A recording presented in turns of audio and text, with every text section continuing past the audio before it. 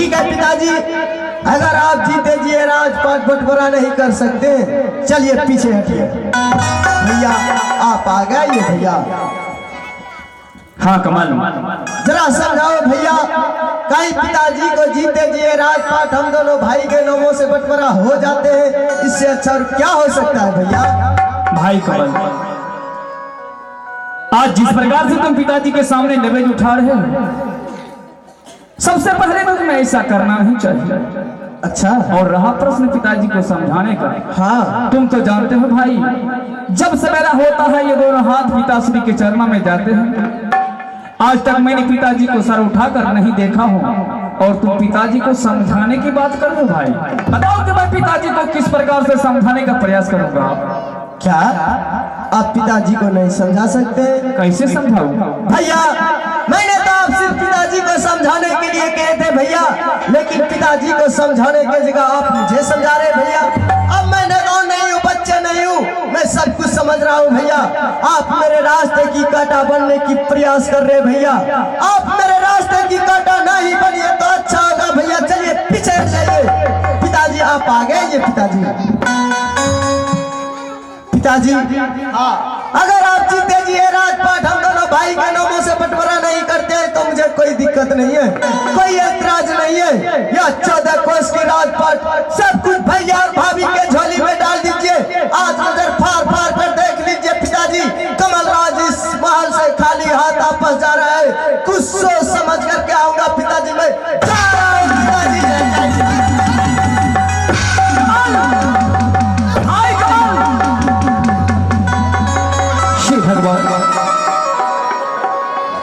मैं क्या देख रहा हूँ महारानी? हाँ स्वामी जी,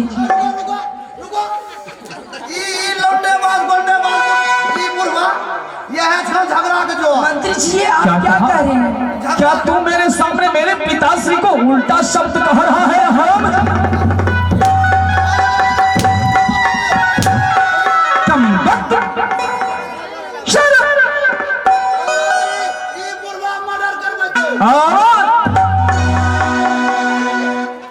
स्वामी जी, अभी देवर जी नादान है, वो तो पढ़ने लिखने में रहते हैं, उन्हें क्या पता।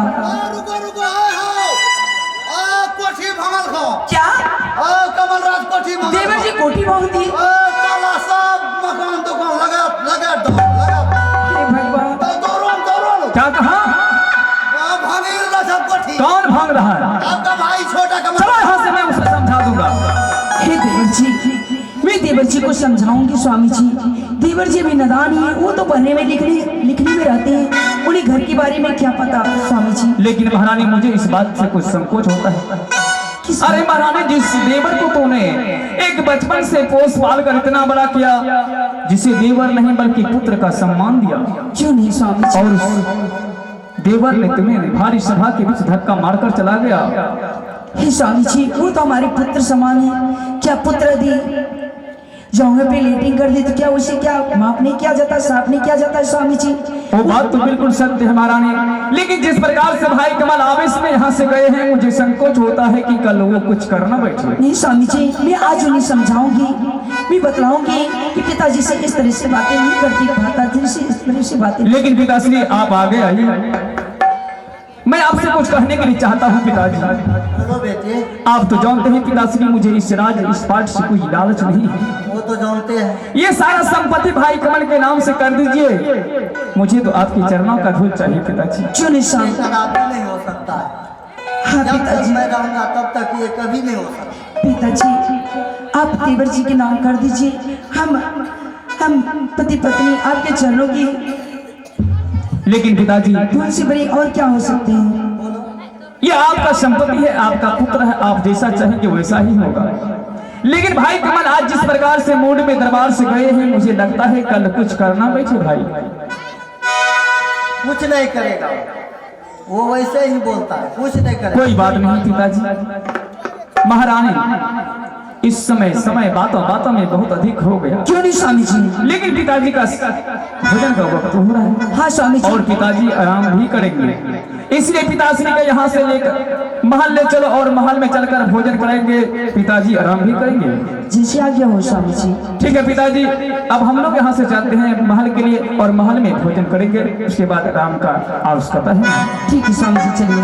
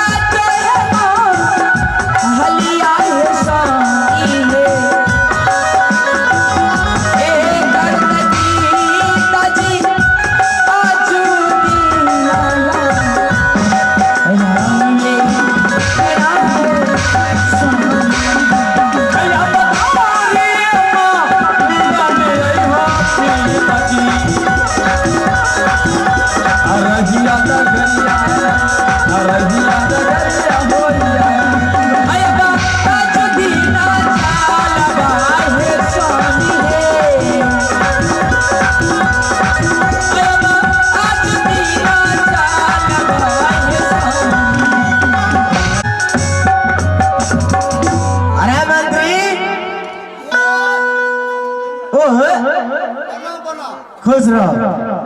महामंत्री, तूने तो देखा पिताजी के साथ जैसा करने के लिए कहा, ठीक मैंने वैसा ही किया, लेकिन पिताजी का कहना हुआ जब तक कि हिमाचलपुर शहर में जीवित रहूंगा ये राजपाट बंटवारा नहीं होगा। बताओ भी, पिताजी को मरने में बहुत समय लग जाएगा।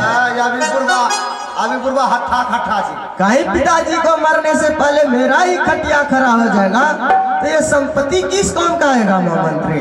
हाँ महाराज, सुनिए ना। हाँ सुनिए, दारू तारी पीना छोड़ दीजिए। दारू छोड़ दो? हाँ, तो फिर मैं तुम्हारा प्राण ले लूंगा। बताओ, दारू के बिना नहीं जीवो क्या? एक पल भी मैं जिंदा नहीं रह सकता हूँ। दारू के बिना आप कुछ भी कर सकते हैं? कुछ भी कर सकते हैं।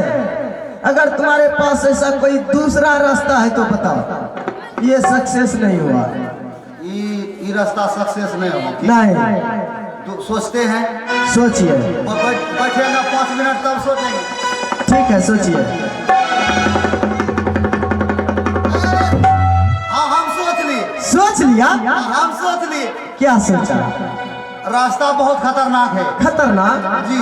अरे मैं दारू शराब के लिए हर रास्ते को पार कर दूंगा।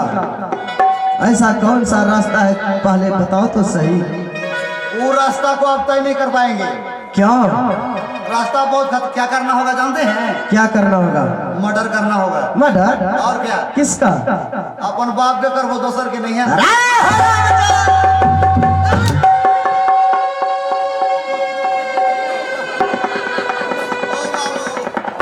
क्या हो?